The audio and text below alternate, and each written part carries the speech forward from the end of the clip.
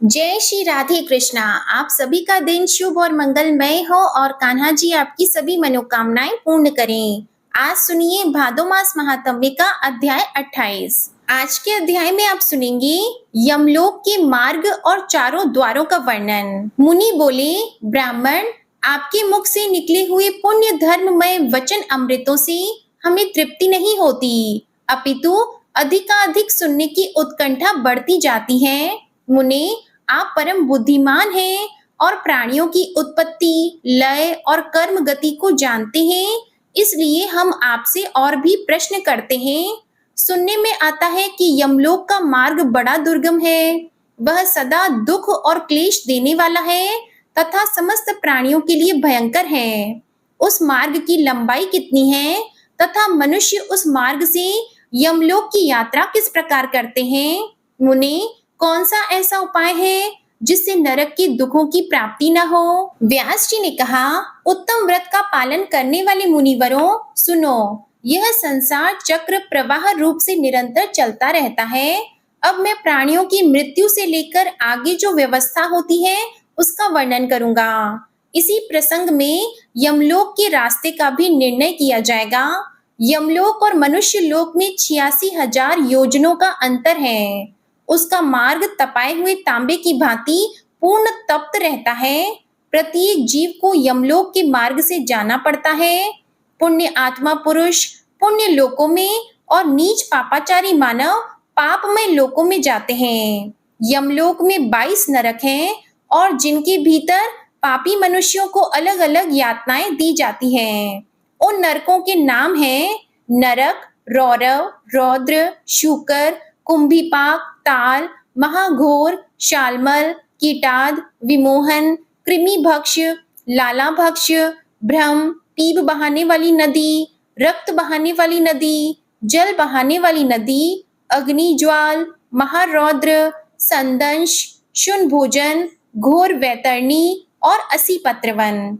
यमलोक के रास्ते में न तो कहीं वृक्ष की छाया है, न तालाब और पोखरे हैं, न बावड़ी, न पुष्करणी है, न कूप है, न पांसले हैं, न धर्मशाला है, न मंडप है, न घर है, न नदी एवं पर्वत है और न ठहरने के योग्य कोई स्थान ही है जहां अत्यंत कष्ट में पड़ा हुआ थका मांदा जीव विश्राम कर सके। उस महान रास्ते पर सब पापियों को निश्चय ही जाना पड़ता है। जीव की यहाँ जितनी आयु नियत है, उसका भोग पूरा हो जाने पर इच्छा न रहते हुए भी उसे प्राणों का त्याग करना पड़ता है। जल, अग्नि, विष, क्षुधा, रोग अथवा पर्वत से गिरने आदि किसी भी निमित्त को लेकर देहधारी जीव की मृत्यु होती है। 5 भूतों से बने हुए इस विशाल शरीर को छोड़कर जीव अपने कर्म अनुसार यातना भोगने के योग्य दूसरा शरीर धारण करता है। उसे सुख और दुख भोगने के लिए सुदृढ़ शरीर की प्राप्ति होती है। पापाचारी मनुष्य उसी देह से अत्यंत कष्ट भोगता है और धर्मात्मा मनुष्य प्रसन्नता पूर्वक सुख का भागी होता है। शरीर में जो गर्मी या पित्त है, वह तीव्र वायु से प्रेरित होकर जब अत्यंत कुपित हो जाता है, उस समय बिना ईंधन के ही उद्दीप्त हुई अग्नि की तरह बढ़कर मर्म स्थानों को विदीर्ण कर देता है। इसके बाद उदान नामक वायु ऊपर की ओर उठता है और खाए पिए हुए अन्न जल को नीचे की ओर जाने से रोक देता है। उस आपत्ति की अवस्था में भी उसी को प्रसन्नता रहती है जिसने पहले जल, अन्न एवं रस का दान किया है। जिस पुरुष ने श्रद्धा से पवित्र किए हुए अंतःकरण के द्वारा पहले अन्न दान किया है, वह उस रुग्ण अवस्था में अन्न के बिना भी तृप्ति का लाभ करता है। जिसने कभी झूठ नहीं बोला, 2 प्रेमियों के पारस्परिक प्रेम में बाधा नहीं डाली तथा जो आस्तिक और श्रद्धालु है, वह सुख पूर्वक मृत्यु को प्राप्त होता है। जो देवता और ब्राह्मणों की पूजा में लीन रहते, किसी की निंदा नहीं करते तथा सात्विक, उदार और लज्जाशील होते हैं, ऐसे मनुष्यों को मृत्यु के समय कष्ट नहीं होता। जो कामना से, क्रोध से अथवा द्वेष के कारण धर्म का त्याग नहीं करता, शास्त्रोक्त आज्ञा का पालन करने वाला तथा सौम्य होता है, उसकी मृत्यु भी सुख से होती है। जिन्होंने कभी जल का दान नहीं किया है उन मनुष्यों को मृत्यु काल उपस्थित होने पर अधिक जलन होती है तथा अन्न दान न करने वालों को उस समय भूख का भारी कष्ट भोगना पड़ता है। जो लोग जाड़े के दिनों में लकड़ी दान करते हैं, वे शीत के कष्ट को जीत लेते हैं। जो चंदन दान करते हैं, वे ताप पर विजय पाते हैं तथा जो किसी भी जीव को उद्वेग नहीं पहुंचाते, वे मृत्यु काल में प्राणघातिनी क्लेशमय वेदना का अनुभव नहीं करते। ज्ञानदाता पुरुष मोह पर और दीपदान करने वाले अंधकार पर विजय पाते हैं।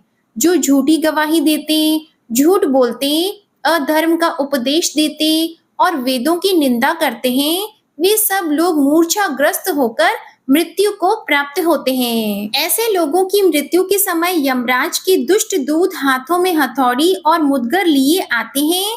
वे बड़े भयंकर होते हैं और उनकी देह से दुर्गंध निकलती रहती है।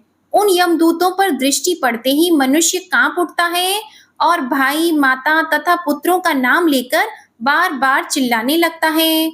उस समय उसकी वाणी स्पष्ट समझ में नहीं आती। एक ही शब्द, एक ही आवाज सी जान पड़ती है। भय के मारे रोगी की आंखें झूमने लगती हैं और उसका मुख सूख जाता है। उसकी सांस ऊपर को उठने लगती है। दृष्टि की शक्ति भी नष्ट हो जाती है। फिर वह अत्यंत वेदना से पीड़ित होकर उस शरीर को छोड़ देता है और वायु के सहारे चलता हुआ वैसे ही दूसरे शरीर को धारण कर लेता है, जो रूप, रंग और अवस्था में पहले शरीर के समान ही होता है। वह शरीर माता पिता के गर्भ से उत्पन्न नहीं, कर्म जनित होता है और यातना भोगने के लिए ही मिलता है। उसी से यातना भोगनी पड़ती है।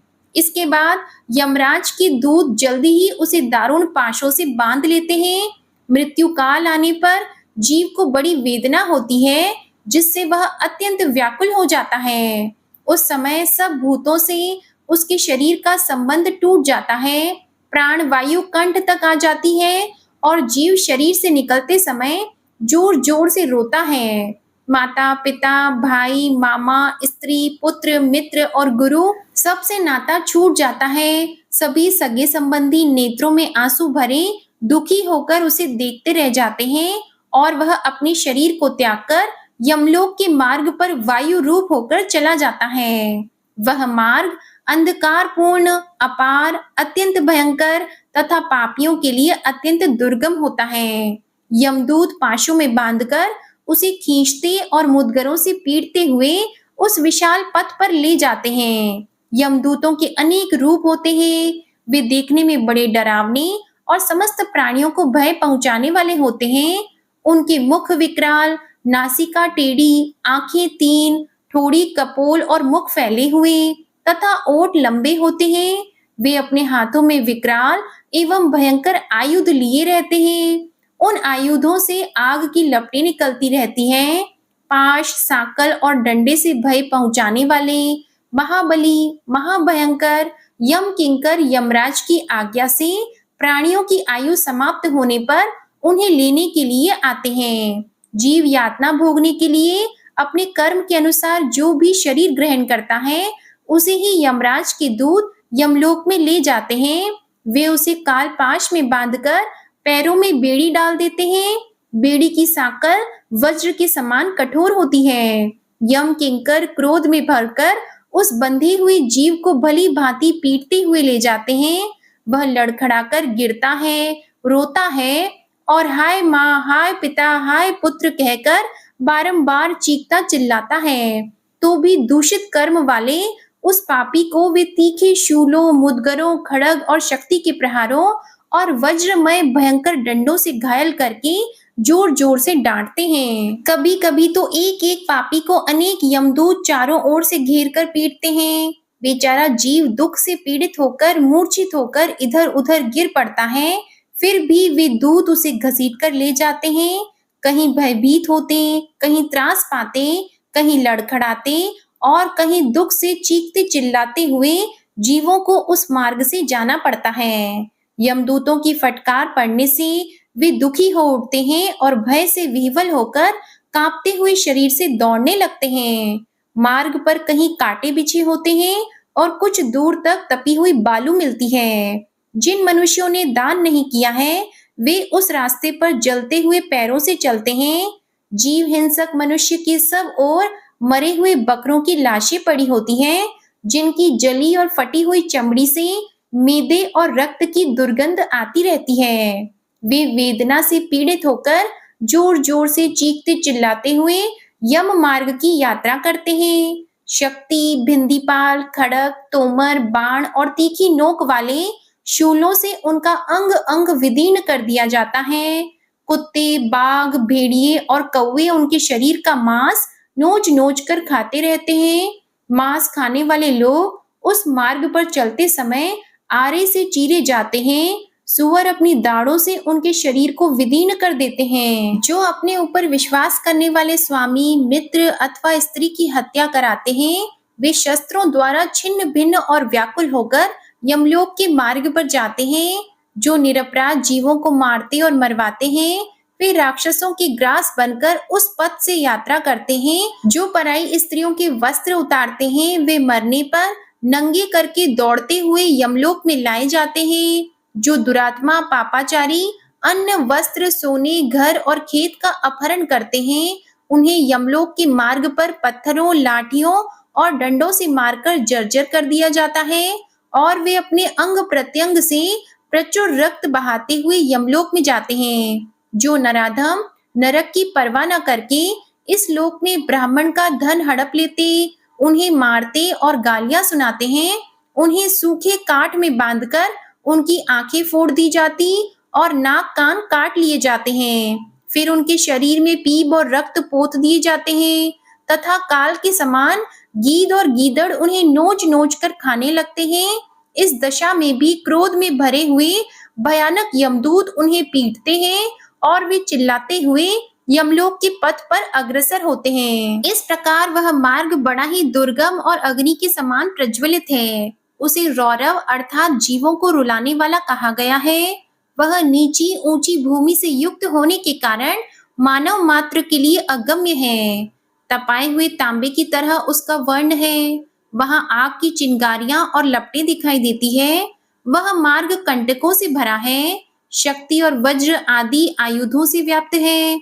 ऐसे कष्टप्रद मार्ग पर निर्दयी यमदूत जीव को घसीटते हुए ले जाते हैं और उन्हें सब प्रकार के अस्त्र शस्त्रों से मारते रहते हैं। इस तरह पापासक्त अन्यायी मनुष्य विवश होकर मार खाते हुए दुर्धर्ष यमदूतों के द्वारा यमलोक में ले जाए जाते हैं। यमराज के सेवक सभी पापियों को उस दुर्गम मार्ग में अवहेलना पूर्वक ले जाते हैं।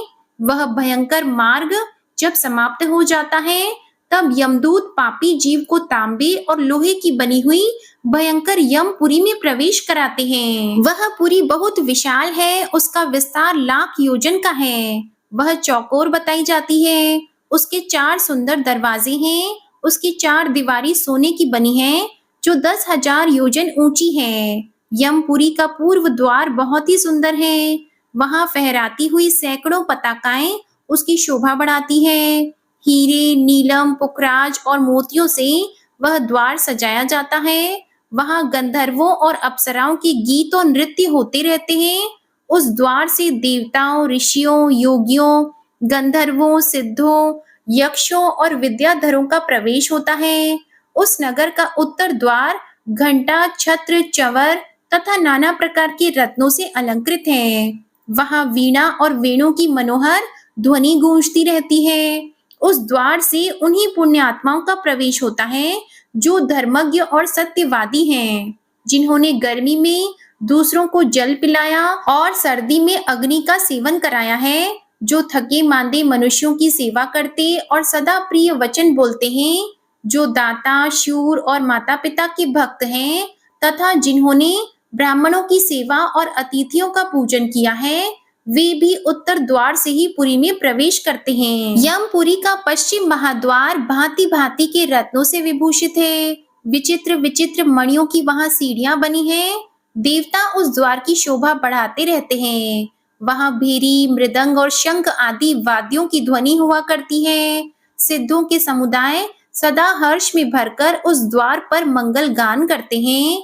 जो मनुष्य भगवान शिव की भक्ति में लीन रहते हैं, जो सब तीर्थों में गोते लगा चुके हैं, जिन्होंने पंचाग्नि का सेवन किया है, जो किसी उत्तम तीर्थ स्थान में या कालिंजर पर्वत पर प्राण त्याग करते हैं और जो स्वामी, मित्र अथवा जगत का कल्याण करने के लिए एवं गौओं की रक्षा के लिए मारे गए हैं, वे शूरवीर और तपस्वी पुरुष पश्चिम द्वार से यमपुरी में प्रवेश करते हैं। उस पुरी का दक्षिण द्वार अत्यंत भयानक है।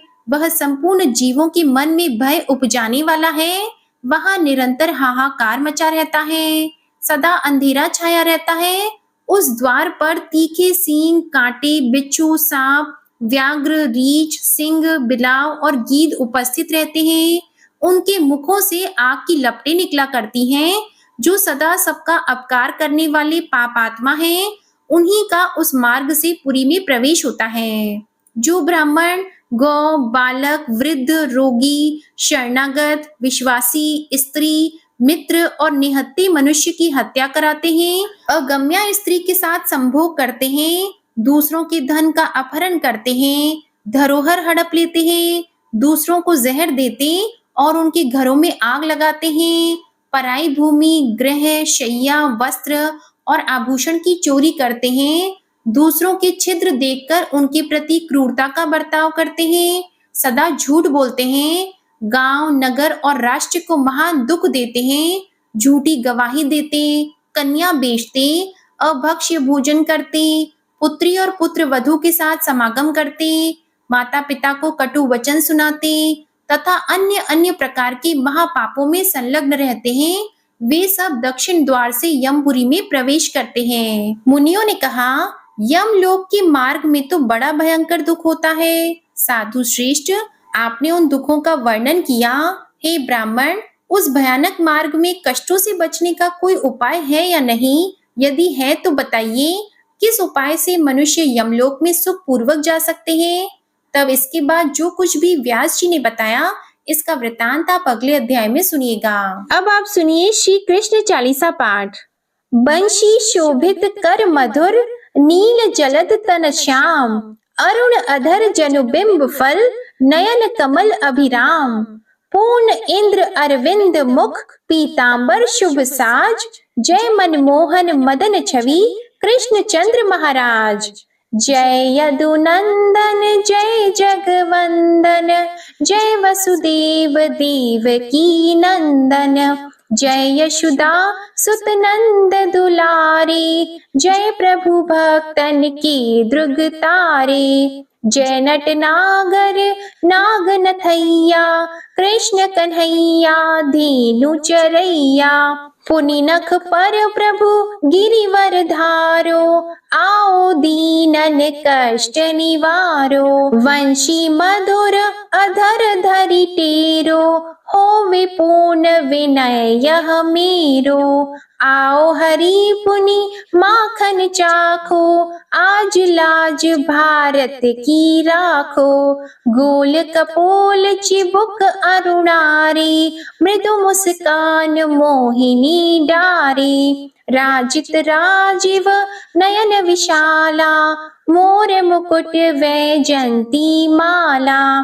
कुंडल श्रवण पीत पट आछी, कटी किंकिणी काचनि काछी। नील जलज सुंदर तनु सोहे, छबि लखि सुर नर मुनि मन मोहे। मस्तक तिलक अलक घुंघराले, आओ कृष्ण बांसुरी वाले। करि पय पान पुत नहीं तारियो, अका बका का गासुर मारियो। मधुवन जलत अगिन तब ज्वाला, भय शीतल लखतहि नंद लाला। सुरपति जब ब्रज चढ़ साई, मूसर धार वारी वर्षाई। लगत लगत व्रज चहन बहायो, गोवर्धन नख धारी बचायो। लखी यशोदा मन भ्रम अधिकाई, मुख मंद 14 भुवन दिखाई। दुष्ट कंस अति उधम मचायो, कोटि कमल जब फूल मंगायो। नाथी कली यहीं तब तुम लीन है, चरण चिन्ह दे निर्भय कीन है। करि गोपिन संग रास विलासा, सबकी पूर्ण करि अभिलाषा। केतिक महा असुर संहार्यो, कंसहि केस पकड़ि दे मार्यो। मात पिता की बंदी छुड़ाई, उग्रसेन कह राज दिलाई। महिषी मृतक छहो सुत लायो, मातु देव की शोक मिटायो। भौमासुर मुर दैत्य सहारी, लाए शत दश सहस कुमारी। देवी मही तृण चीर सहारा, जरा सिंधु राक्षस कहि मारा। असुर बकासुर आदिक मार्यो, भक्तन के तब कष्ट निवार्यो। दीन सुदामा की दुख टार्यो, तंदुल 3 मूठ मुख डार्यो। श्री कृष्ण चालीसा समाप्त होती है। प्रेम से बोलिए भगवान श्री कृष्ण की जय। गौ माता की जय। आपको ये कथा पसंद आई हो तो वीडियो को लाइक कीजिएगा, शेयर कीजिएगा, कमेंट में श्री कृष्ण भगवान की जय लिखिएगा और चैनल को भी सब्सक्राइब कीजिएगा। इसी के साथ आज आप हमारे चैनल पर भादो पूर्णिमा की व्रत कथा और अनंत चतुर्दशी व्रत कथा भी जरूर सुनिएगा। जय श्री राधे कृष्णा।